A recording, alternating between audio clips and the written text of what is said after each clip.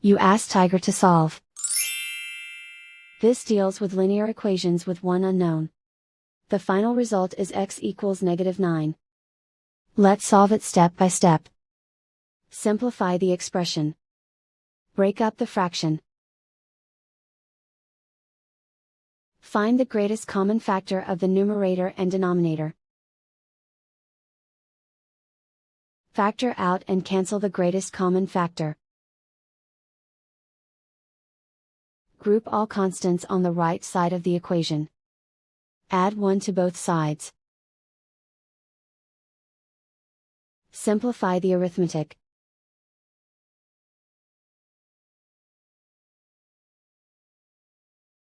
Isolate the x. Multiply both sides by 3. Group like terms. Multiply the coefficients. Simplify the fraction.